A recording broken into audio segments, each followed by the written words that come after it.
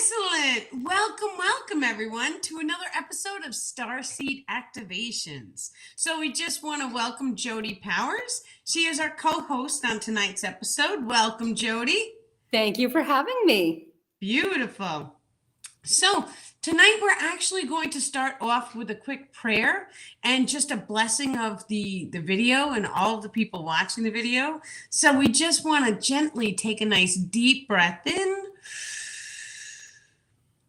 and release. We just want to ever so gently say, thank you, dear star people, for this channeling.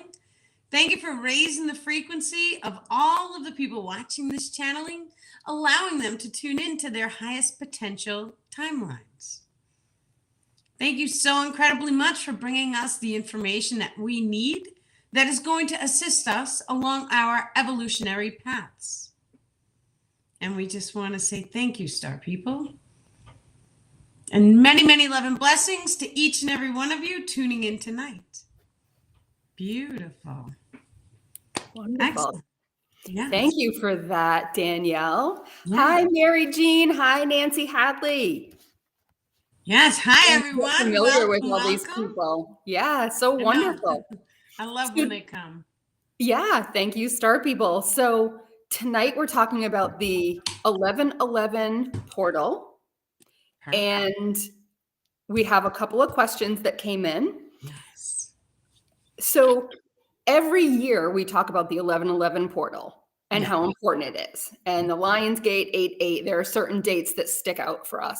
Yeah. This 1111 seemed much more powerful to a lot of people. Can you talk about that?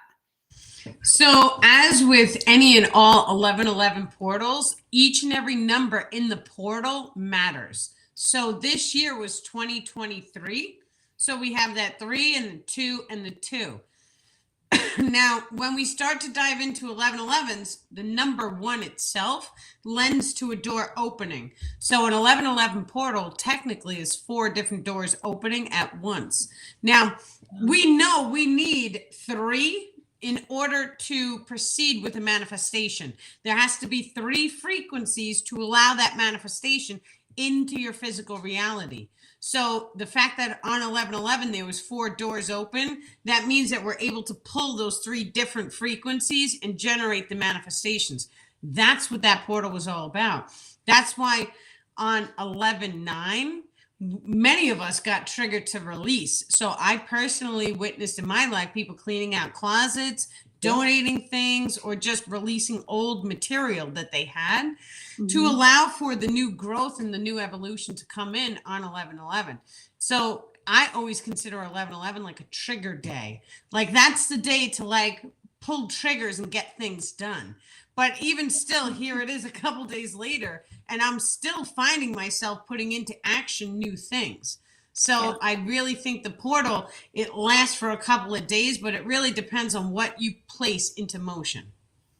Yeah. Wow. So this year was more powerful simply because of the numbers adding up to 11 with the year. Okay. Definitely. And the 11/9, can you explain the adding of those numbers? And because I felt that day particularly too. Yeah, many people did. And so the number 9 itself is the end of a cycle. And so, but the number 11 is the beginning of a cycle. And this is the reason why we use these two, like 9/11. And it's because the old path is done and we're going to bring in new. That's the same with the ambulances. And so that was designed, or it was synchronistically, the star people are saying, in order to identify that if you are in an ambulance, it's the end of a cycle and the beginning of a new. So many times we may be healthy and then something may happen and it's the end of the old, beginning of the new. Either way, even if you're only getting a cut and that cut heals, there's an energetic imprint on the cut and that energy imprint must be healed. many times when we get damage to our bodies, we don't realize that there is an energetic component that needs to be healed. And when we start to dive into that, anyone who's dealing with a broken arm, broken ankles, any of the stuff broken on you, then you guys should be waving the crystals. And I know that this sounds crazy, but waving the crystals over your skin. And I love and bless your body. And really open up the heart chakra when you're doing this and cast that chi energetics into your system, because it starts to actually rebalance the energetic grids, which in turn is going to speed up the healing processes. Yes. Okay. So, and the other thing is, even if you're in the ambulance for just a cut, right? Just a cut. Just a cut. That in itself is important. But also, when you're in an ambulance, you don't know. I mean, you're there inherently because you think it is an emergency. Yes. Right? So whatever that experience is, even if everything turns out all right or less than what you thought, because it always turns out all right, but you're still experiencing that in a big way. What an interesting story. Oh, yeah. Okay. And it's the experience itself. So even riding in an ambulance is known to cycle up again. It cycle repeats again and again. And so sometimes some people are afraid to ride in ambulances, where they may have had a fear from one experience. And so then the universe gives them tiny things where they have to take rides in ambulances. And that's just the way our fears present themselves in the simulation. So any fear that we have to go through the process of going through it multiple times or cycle repeating until we are no longer afraid. Now, what that looks like is releasing resistance. So releasing resistance is the ability to turn and tell the hologram, I am neutral with any and all experiences manifesting. And that is one of the hardest things that each and every one of us has to do. We have to go inside of our hearts and we have to hold neutrality for everything. But neutrality is really where we start to access that 0 point. That 0 point is a space inside of the heart that is connected above time and space. So when we start to go into that 0 point, it grants us access into instantaneous manifestation of healing abilities, as well as multidimensional gifts are also activated through the 0 point. And the question is, how do we get to the 0 point? And that's always the trick, which is why your book is so helpful too. And you're so helpful doing this. So I also think that 19, maybe, would that be the beginning of a new and finishing a cycle? That would just be reverse? That's the same thing. A 19 is still the ones and the nines. Okay. It's just the one isn't doubled. So it's a little weaker. Now, just imagine the more 11s that you have, or the more ones that you have, the stronger the frequency of that is going to be. Sometimes on the license plates, we can see 3 numbers, like 333, or we can see 4 threes, 3333. The frequency of 4 threes is always going to be stronger than the frequency of 3 threes. So sometimes even taking the numbers that you do see, like let's say you see 5757 on a license plate, I write them down, and I know it sounds crazy. I write them down in my hand, and then like I leave them there because that's a synchronicity, and that frequency was a frequency I need to have. And then when I get to where I'm going, because I'm usually driving, then I Google them and I research what's the frequency of these numbers in combination, because the numbers in combination can change. So 57 is one frequency, but 578 is a totally different frequency, but it's a combination. Now, and this whole numerology, this can expand. And so the second that we start pulling apart our birthday numbers, we start recognizing if we are a master number or what numerology number that we are. And then it's related to our body and our life paths and life charts. And like all of that information is of high value right now. I don't personally offer readings or sessions on that because there's other people out there that they spend their heart and soul and their time diving into that, and they know it better than me. But that information is of high value for all of us. I know I'm a number 22. So that's like a master builder. And I'm always like, oh, I'm ready to pull in people, right? So we could change the world. It makes sense. It's encoded into us at the subatomic levels. And of course, we were just talking about you being very 50-50. You want everything to be fair. Yes. Like, tell me your birthday does not reflect that. Yeah. Or your behavior isn't reflecting your birthday, like you're saying. It does. It does. You too is 50-50 all the way. So talking about the cycle repeat about the ambulances, and you have these experiences and you have to keep repeating it until you get to the neutral 0 point, right? So my higher self will say to me, Jody, you will have an opportunity coming up soon. And I'm like, oh, an opportunity. And that opportunity is a cycle repeat. Like, we're gonna yeah. Yeah, that's exactly what it is.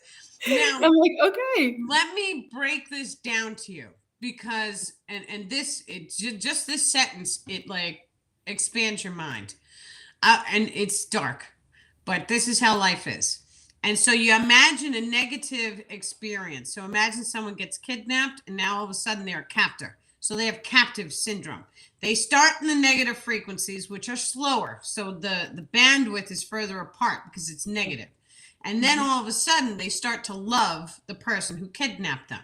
Time goes by, and it's kind of like the cycle repeated over and over and over and over and over again until they went from a negative, like I hate the experience, it's traumatic, to it's positive. So that's the natural progression of trauma. Now, and it's funny because when you get into the higher frequencies of love, the frequency is very rapid. And then the frequency down here goes so slow because it's negative. But then what happens is the rapid frequency, it becomes so close together, it looks like a straight line. The frequency of the slow one, it goes so slow, it looks like a straight line. And then they wrap around and they become one and the same. In the center of that straight line, that's the 0 point. Wonderful. And really, people are asking. Yeah, people are asking, how do I do this? How do we surrender? How do we get to that 0 point? And really, it's practice, practice, practice, and doing as much as you can every day of trying to do what you can and then surrender to the rest, like the surrender. So sometimes we let go out of anger. Right. And so in 2019, I was angry at the world. My body was injured. I couldn't walk. It was a mess. And then finally, I guess I had a conversation with God, and I was like, if this is what it is, and this is what it is. And then I just let it go, because there was absolutely nothing I could do in that moment to repair my body. And the pain medicine just didn't work anymore. So it wasn't a part of my life. But the second it was like, whatever, it is what it is. That's the second that everything transmutated in my life. So we all go through our personal struggles. It's not always easy to release, especially when we have emotions, and those emotions are real. There's some times when anxiety can make your body shake. You won't be able to breathe, right? All of these lower base emotions has a real biological effect on us. So just focusing on coming to neutral, sometimes that doesn't work. Each person has to figure out their own path to come to neutral.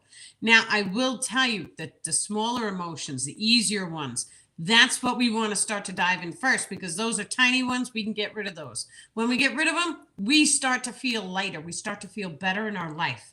And so let's say even you take the emotion, go to sadness. Sadness, get off, go home, but really feel into the emotion.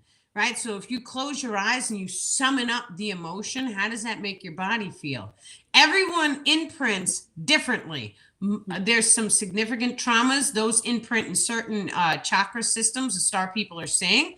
However, we all can imprint, let's say sadness. It could be in my shoulder. It could be in your toe. So it all just depends on the experience that generated the original imprint. That's what the star people are saying. Now, when we can recognize that we have this emotion and it's imprinted, how is it that we're able to go into neutral? So you have to imagine and visualize the emotion, and you have to be okay. So even imagine the first time that you fired off the emotion of sadness. Talk to that younger version of yourself. And I want you to have a whole conversation with the younger self and tell the younger self, if they were abandoned, you step up and you tell the younger version of you, it's okay now. No one will ever abandon you again, because I'm here now and I will protect you and I will take care of you. And somehow when we tell that younger version, even if the younger version is you yesterday, when you tell that person, that younger version of you, you're fine because I'm going to take care of you and this is never going to happen and you have nothing to fear. And then just close your eyes and visualize heart hugging with that version of yourself. The younger version of yourself cleans out the emotion for you half the times. So, and then we come to neutral with the younger version. Now, the younger version, I had no idea that this was a thing until my starman told me. But the younger version, your childlike mind, when you summon her or him, she can actually heal you of anything. So all of the emotions from your childhood that's imprinted you, if you just go in and you talk to the younger version can send you a green light from her heart. And this is literally you talking to you in the past, because the past and the future and the present, it's all happening right now. So she can send you a green light, and that green light can remove any of the imprints from your childhood. And that's like a very rapid slingshot. Like you can eliminate tons of emotional imprints just by the younger version of yourself healing you, which is amazing. That is amazing. Yeah. And it sounds so simple, but it's really just a practice of remembering to do it, I suppose, and really identifying the emotion first. Like, I think that people don't realize how important that is. You know, when they say, oh, I keep getting triggered, I keep doing the same thing, I keep being sad, or there's so many of us that don't even know what we're feeling and just keep going and going and going, and then can't identify, what am I sad? Am I frustrated? Am I jealous? What is it? Yes. Right? And that's 100% correct. But let me tell you something, because sometimes we don't have to name the emotion. What we can do is and actually, if everyone wants to do this now, just ever so gently close your eyes, take a deep breath in and release. I want each and every one of you to summon the emotion code of happiness. Just feel the energy inside of your body. Now, your energy, it moves, it shifts. So a lot of times I feel the happiness is all in my chest, and I could feel it radiating out of the top of the crown chakra. Everybody's different though. If there's an energetic block, you won't feel it. That's how you know the heart chakra has to be unblocked. The star people are saying, because there's a couple people here with heart chakra shades, so that darkness has to be removed to allow the energy to flow upwards. Now, your energy system, it's coming from the root all the way up, which is why when we have a trauma, let's say any trauma that's in the root is going to be something that's physically focused. But if you have a trauma, it's not going to allow that energy to pull itself all the way up and out the top of the head. We have to unblock each one of the chakras to allow the energy to flow correctly. This is what your Kundalini energy does. So when we can recognize that something is not balanced the way it should be balanced, that just means that we have to go inside and we have to release the emotions. So then I would focus on the root chakra first. What trapped emotions are inside the root chakra? Now, if you have anxiety might hit you in the uppers over here. Some people have it in the head. They get headaches, they get migraines. When we start releasing the attachments and then cleaning up the emotions, I personally am a witness that physical ailments disappear. So, for example, even this morning, the star people had me going through my shadow work on a 4-mile walk. And as we're going through my attachment release, my knee started to hurt. And I was like, oh, and my starman is like, you have to release the attachment a couple more times. And after I released them, and then any corresponding emotions around that emotion. So if it's sadness, why were you sad? Were you sad because someone made you feel worthless? That's two emotions in combination. So you have to clear out worthless and sadness. When you do that, then all of a sudden the knee pain turns off. That's only an example. So a lot of times the combination emotions. Now you think about how the memories are stored. This is interesting because when you have a memory, that memory is encoded, and there's so much information in the memory itself. So where were you? What's the location that you had the memory in? Who's the player characters? Who was around you that was making you feel this way? Or what did you see that imprinted you? And then you go through the body sensations. How did your body feel during this memory imprint? Did anything get tense or tight? Did you change the way you move? Certain imprints actually make people bend over, so they are like looking at the floor sideways. That's okay too.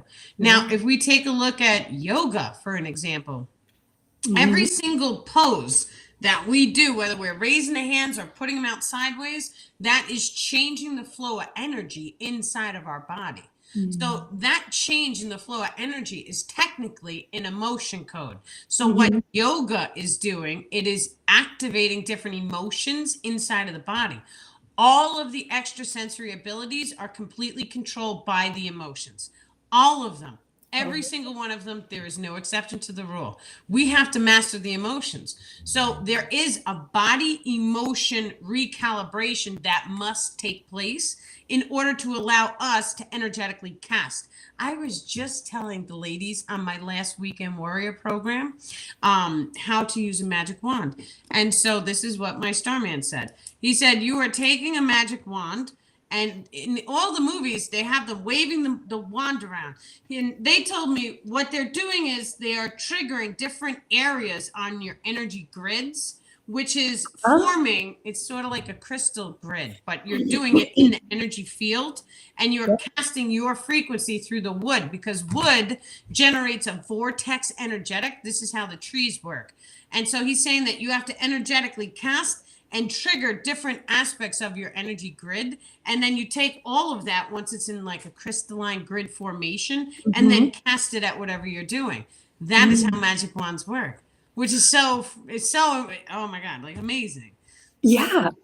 You know what? When you said wood with the magic wand, I was thinking of a selenite stick though. Yeah. But really it should be wood, or either one you think that you want. Well, the wood, because it's a stick, it generates a vortex. So in the olden days, they used to make the magic wands and put crystals all over them, because a crystal would help amplify your vortex. And then the energy grid is holding different emotion codes, because that's the way our emotions imprint. There's certain aspects to the field in which that's the emotion. That's where that emotion lies. So if we have an imbalance and we can recognize it's in that emotion grid, then that means that that grid holds that emotion. So many times when we're doing different types of imprint release or emotion release, we'll ask the person, where do you feel it on the body? Place a hand. Where do you feel it on the space outside the body? You place a hand. This is where the grid is connected to the physical body. Now you've just identified these two locations. The second that you have the locations, now you can clear the emotion very rapidly. Okay, so that's one step further. So first we have to recognize that we're feeling an emotion. Let's say we're triggered. It's got to be triggered. Everyone here gets triggered. Okay. So first of all, we're triggered. Then we can recognize that we're triggered. That's the second step. Then we're like, why am I triggered? What is this emotion that I'm feeling? Right. Then where am I feeling that in the body? Like all of a sudden your jaw is clenched, your shoulders are clenched or something like that. So we can put our hands like on our chest, say if, a lot of anxiety is right here. You are saying the next step is to feel outside in our toroidal field. Yes. Can you talk about that? Like, how do we do that? Sure. So you just close your eyes, and everybody can do it now. Close your eyes. Take a nice deep breath in and release. So we're going to summon the emotion of joyful. I want you to allow the emotion to come up. Feel it inside of your physical body. Place one hand over where you feel that emotion. Now, feel the space outside of your body. Where do you feel that emotion radiating? This is mine.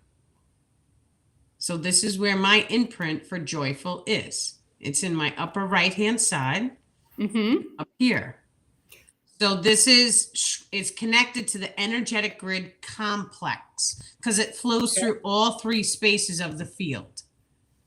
So mine was in my solar plexus, and it felt very much like it came up and the joy was just coming up. Yeah.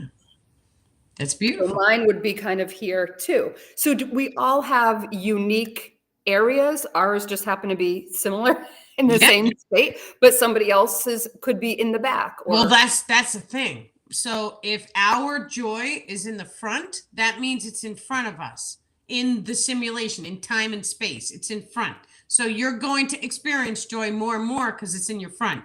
If you have, let's say we're touching into the dark emotions and it's a darker emotion, you feel it. If it's in the back, that means it's from an experience that you have already walked through. So that's in your past. So that means now you know that you have a trigger from your past that needs to be opened and expanded. Sometimes we also get imprinted with different attachments from our past lives. This is very important because this is not only ancestral karma. Ancestral karma is an imprint from the physical body in this lifetime is ancestral karma. But I'm talking about the reincarnation process because if you had like let's say you ended your life tragically or something happened, it actually imprints the soul form.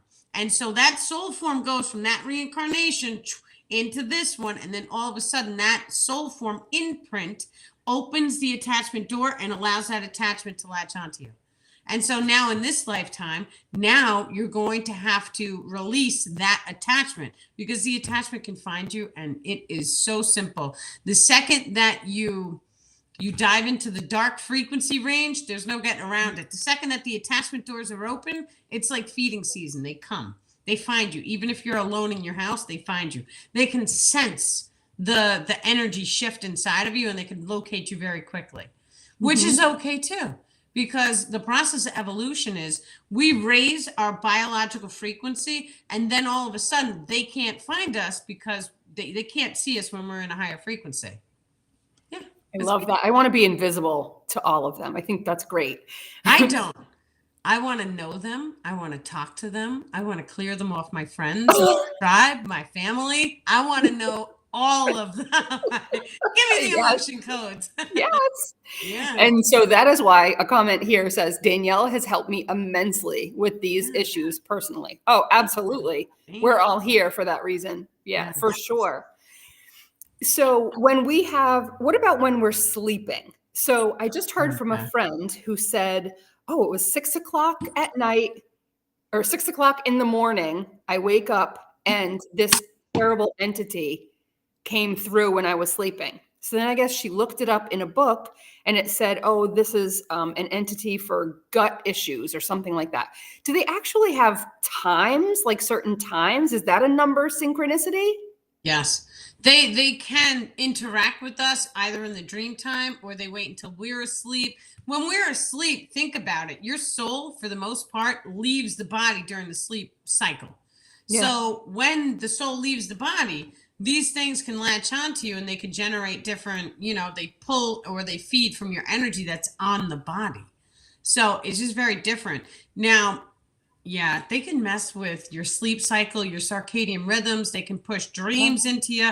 I've had one of these dream attachments and it gave me a nightmare and it posed as my cat in the dream and then it bit my thumb off. And I went running down the hallway screaming and then I was like, in the dream.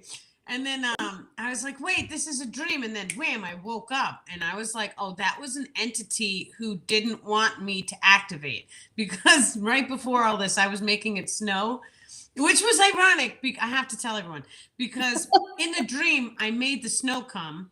And this was early November in New York.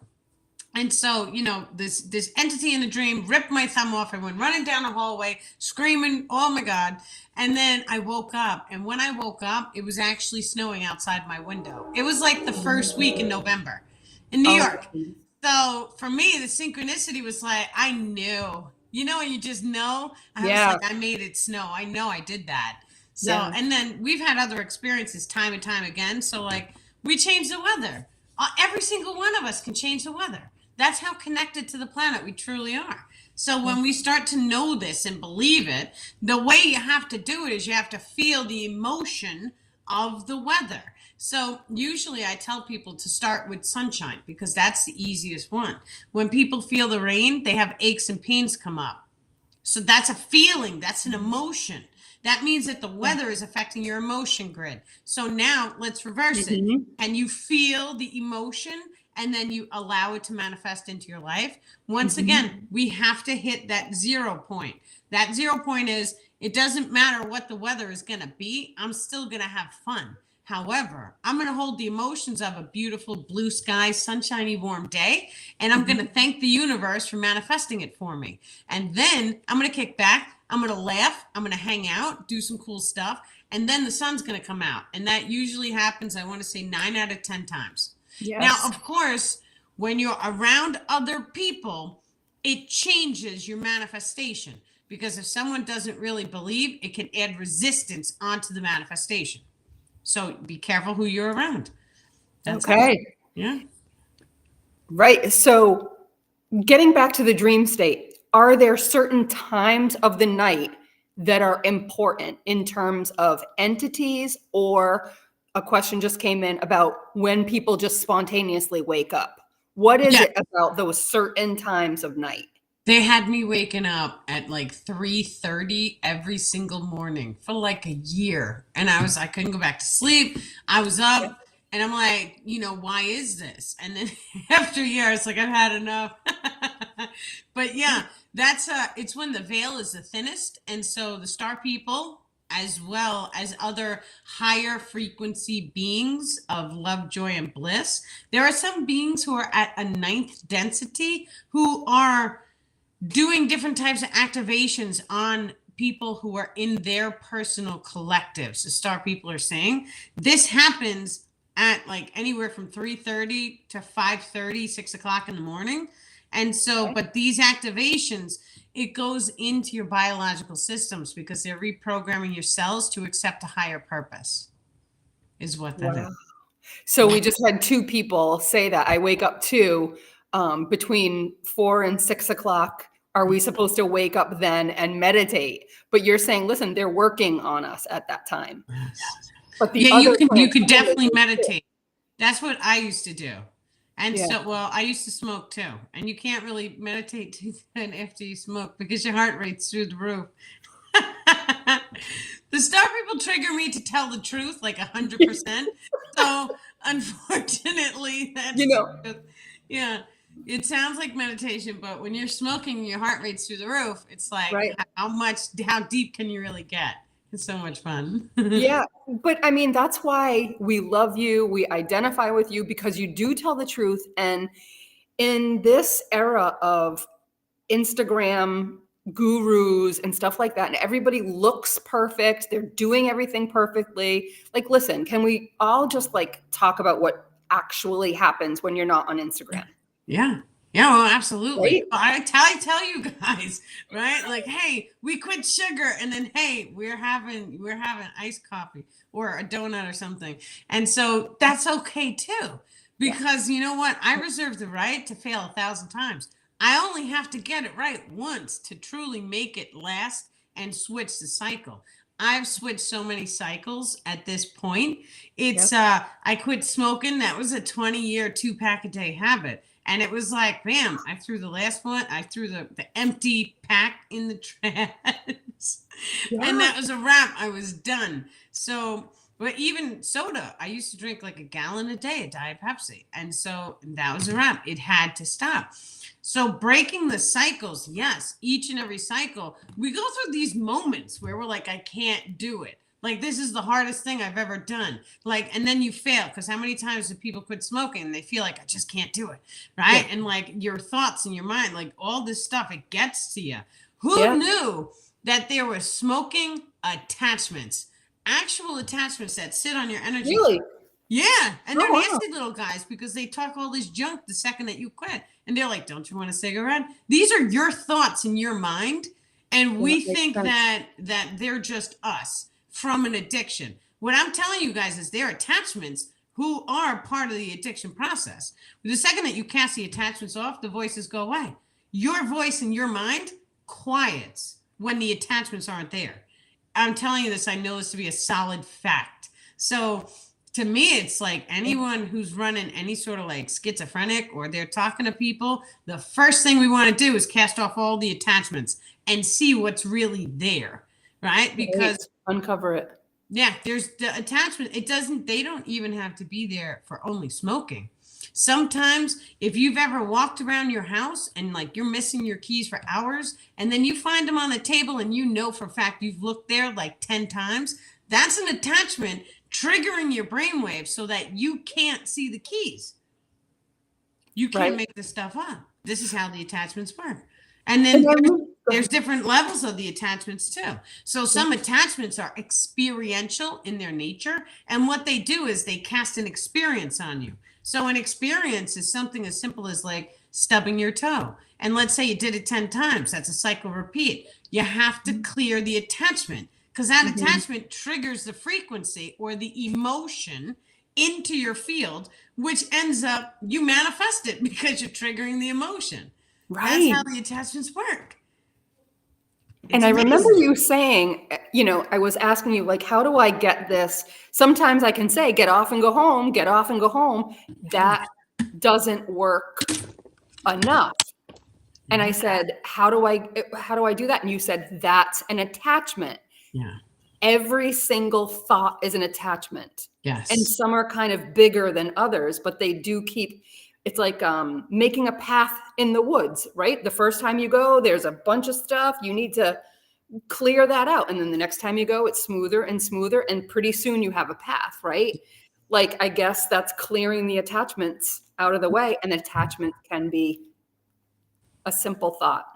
Yes. And the attachments. Now, sometimes these attachments, you clear them. So you kick them off so they leave. But what happens is we have to close the attachment doors. So closing the attachment doors looks as simple as rubbing your hands together, clap 3 times, and I love and I bless your body. You go all the way down your entire body, and now you command the attachment doors to be closed. We normally allow the star people to generate a vortex energy, which we command all the attachment doors to close. Because we have this thing called the star field. It is your life experiential field. And so the life experiential field, it's the meridians in the ley line system. Inside the center of this system is a little vortex. That's the star field. It is fully surrounding your body. So the star people can see this and they go through each one of the vortexes and then they clean them out. When they clean them out, then all of a sudden, those are where the attachments latch in through your field. It's through the star field. And so now we can even start to go inside each one of these vortexes and we can start to summon what emotion codes are inside that vortex. You could just give them a magical number. The truth is that they're fully surrounding your body, or you can even ask your energy field, thank you for directing me to the star field and giving me a star field vortex that needs to be cleared out. You're going to get the emotion code, and it's like you feel like you imagine it. It's not your imagination. It's coming from the higher self. Or most of you guys watching this are working with extraterrestrials. So you could just ask the star people to help you, and they will help you and guide you to go through your field and to clear all these things out. It truly is a blessing. And so once again, we just want to say thank you, dear star people, for helping us to heal and for clearing our star fields and for helping us to go through the process of evolution. Yeah. Yes, definitely. And I called on the star people just yesterday and more frequently. So we get that trigger, we get that emotion, we feel it in our hearts, whatever. And you know what? When we need help, ask the star people or, the ascended masters or whatever you want, the star people, your angels, but we forget, I think, to ask. They all work together. They all work together. So the star people, even the Arcturians, there's multiple races from multiple systems, and they work with angels, ascended masters. They work with the fairy beings.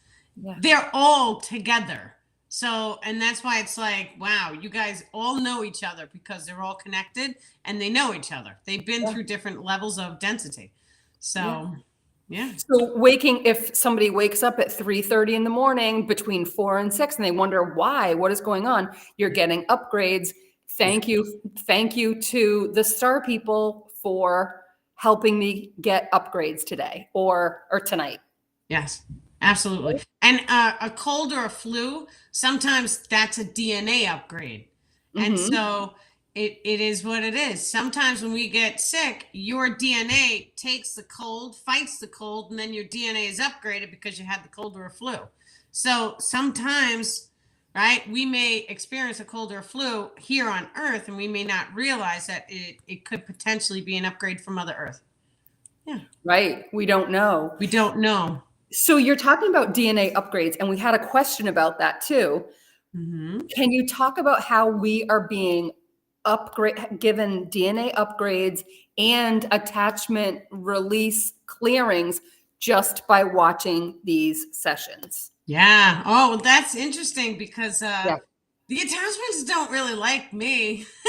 It's not that they don't like me, but a lot of times people, if you have heavy hitter attachments and I start talking, a lot of times they get like headaches, or they'll start coughing or sneezing, or they won't feel good if they're in my presence. And that's all due to the attachments.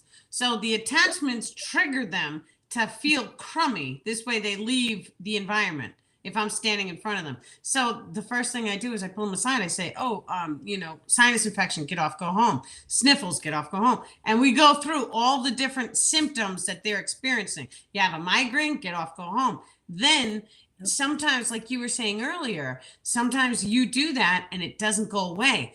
That's because you have to locate the secondary emotion.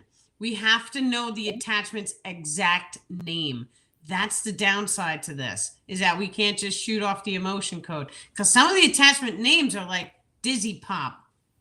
What emotion is that? Right? But that's the name. That's the attachment's name, is dizzy pop. So the star people have given me a list of attachments. I sat down for 24 hours and I had to feel the emotion of each and every one of these attachments.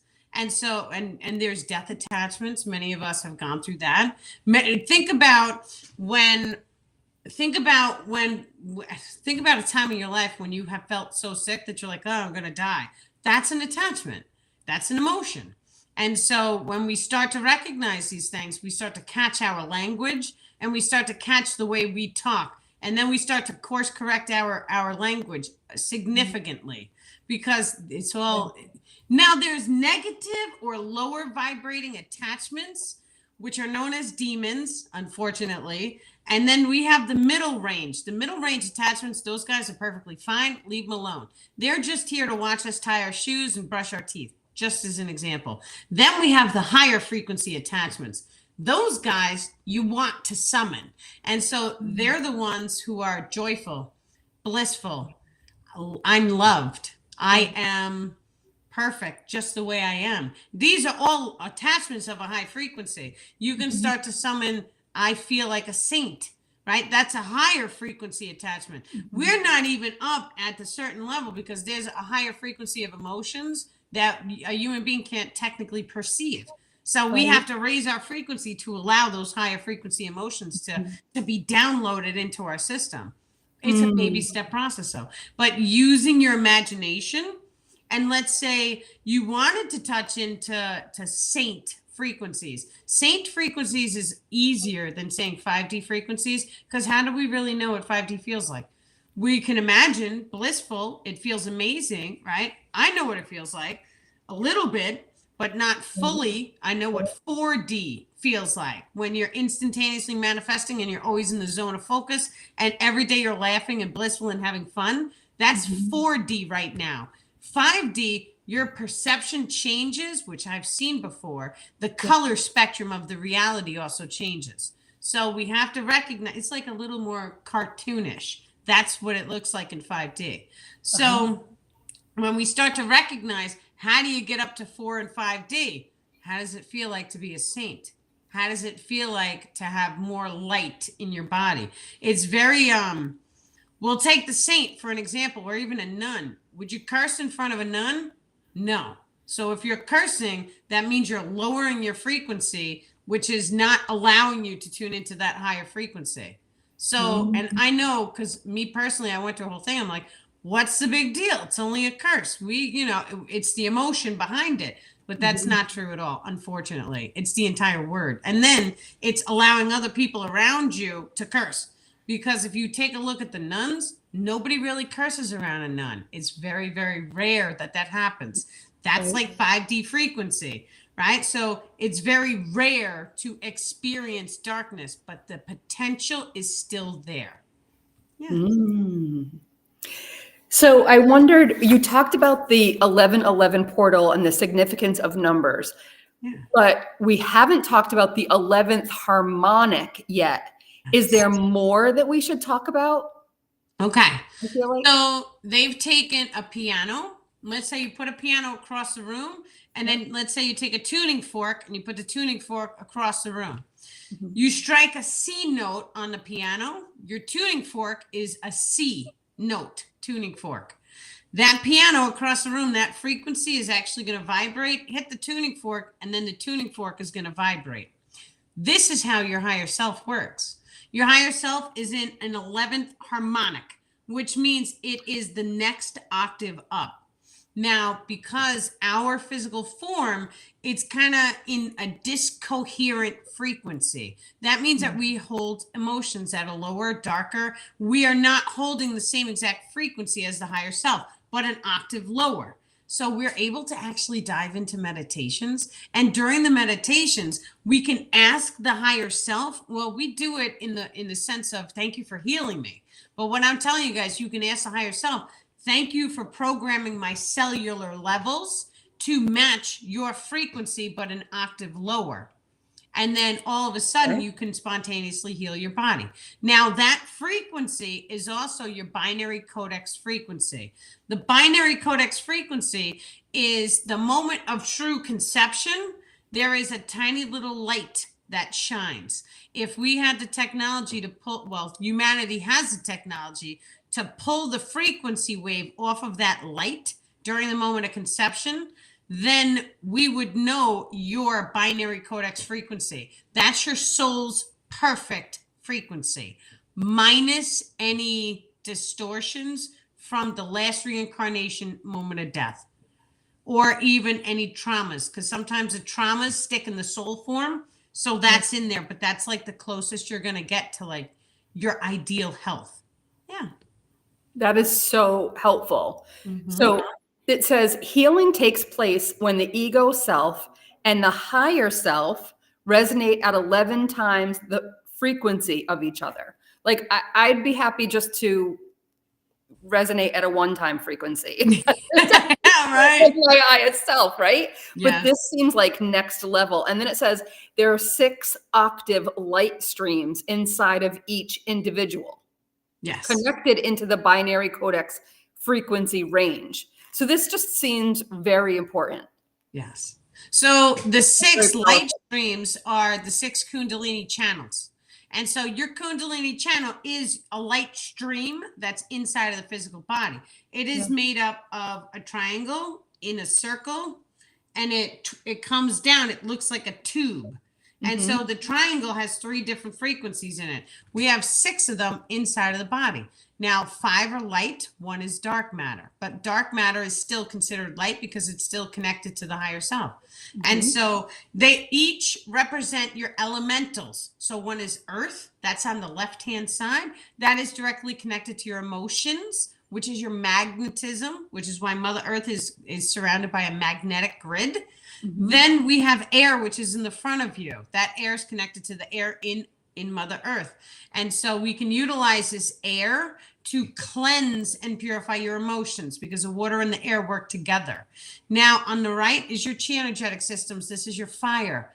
When we start to activate that fire system, it is also electrical in its nature, and it is directly tuned into your thought grids. So your thoughts are electrical. It is a form of electricity that triggers brainwave patterning inside of the mind. Now, in the rear of the spine is your water. Your water is the cerebral spinal cord fluid, but it is also your elemental. So it is controlled by your emotions. Your emotions work hand in hand also with the magnetism. So when we start to recognize this, then we have a center tubule, And then that's a light stream, which is the primary soul form. And then it is surrounded by dark matter. Now, this is important because dark matter goes below the feet, the octave below. We are the attachments, all of them, the dark ones and the light ones. Learning to control all of the simulation. And this is not for the faint of heart. So please only do things like this if you have like a soul calling to do things like this. But learning to control the entire simulation requires us to control the darkness and the light, which is why you dive in deep. Many of us dive in deep to the dark. Yeah. Right. And we need that dark, just like we need the healthy bacteria. Exactly. Well, our brain, right? That's how I feel like. The brain is encased in darkness, right? And so the baby is encased in darkness, and then it is birthed into light. So the child actually is learning a lot about the dark matter grids before the child even comes here. Yeah. Right. That's how that is. Yeah. The chat is filling up with things that they're seeing in the sky and in the clouds, and lots of cartoon images. What about the cartoon images? So if I can see energy or clouds, yeah. So Cosmo Girl says, so if I can see energy or clouds animating like a cartoon, does that mean I'm seeing 5D? And then other people are saying, yeah, I see cartoon people in the clouds. Yes. Well, 5D is your childlike mind, and the imagination must open and expand fully. So 5D is more like you can imagine something and then all of a sudden you manifest it, and it's above time and space. So in 5D, it happens more instantaneously. That's how that works. Now, there's different levels to 5D. Not discussing the star people. We're putting them out of this conversation for one moment, but just saying humanity, if we were to rise into 5D, there's two different paths for us. We can choose a technological path, which gives us replicators, UFOs, things of this nature. And that's true because now we can instantaneously manifest what we need. The UFOs or the ships, they can take us anywhere in the solar system as we need to go. However, there's also a spiritual revolution, which we can do this with just our bodies and just our souls, so that we can spontaneously manifest the items we need, which we're already doing right now. But we can also learn to instantaneously teleport, which we're already doing right now, except our perception of time and space makes the teleportation seem like we had to get into a car and travel. That's all an illusion. But still, we have to go through that process so many times before, like, this time and space is an illusion.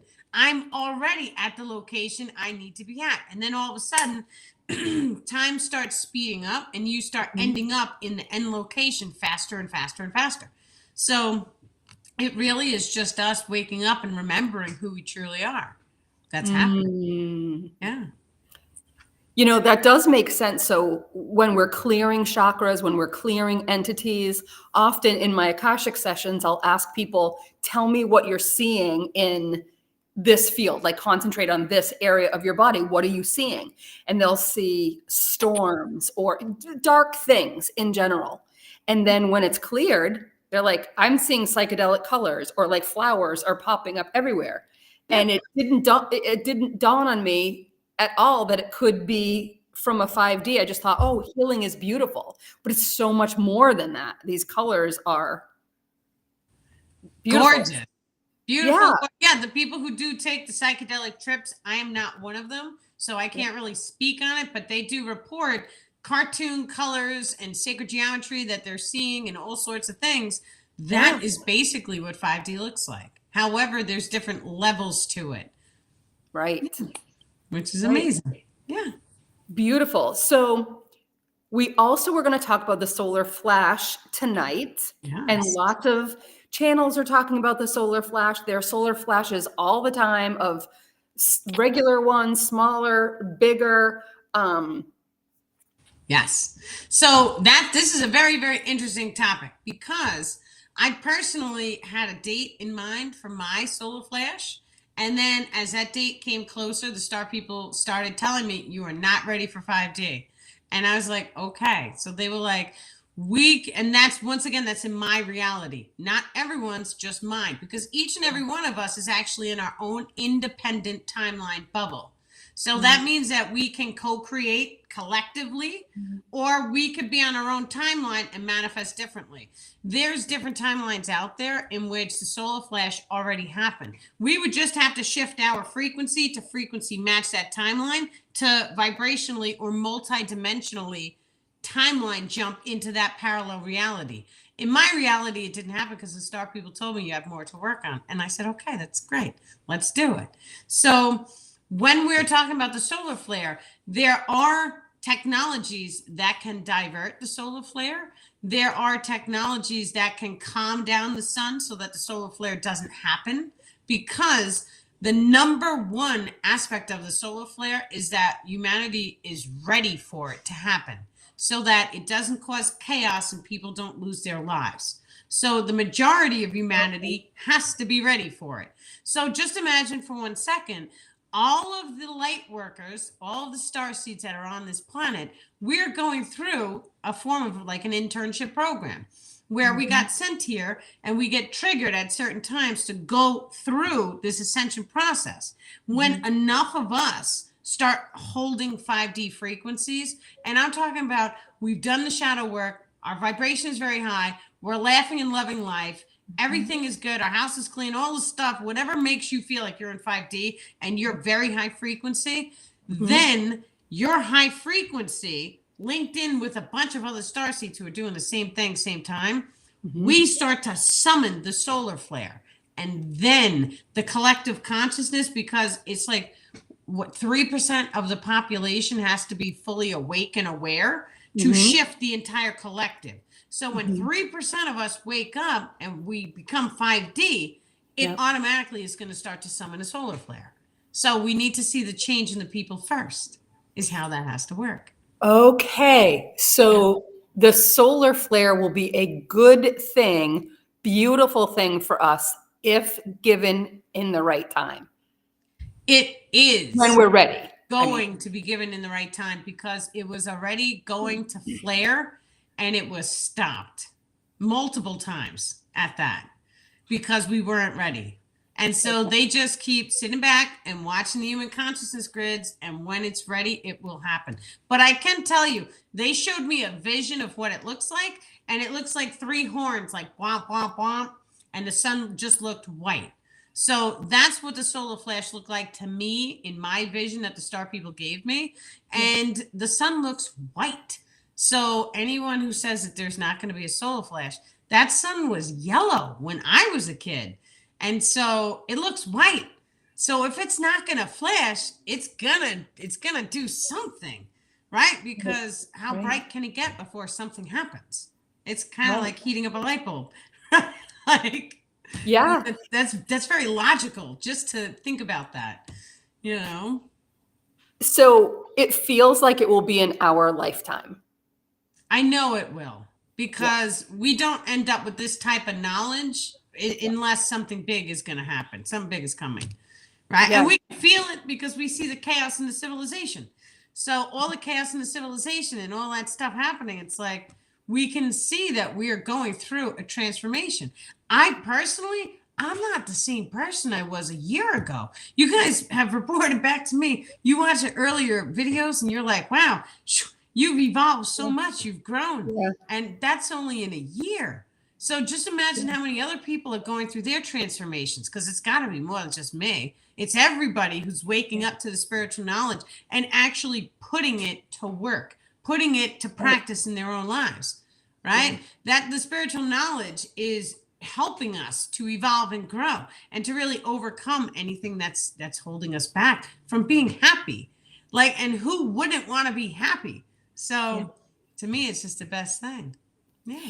So I love that explanation. Why do you think there are so many people that are afraid then and say, oh, there's a solar flash or a solar flare coming, and like, you know, half the earth will implode or something? Well, you're saying it's a good thing. It's a blessing. It's a total blessing. Not only is it a blessing, I hope it comes as soon as we're ready.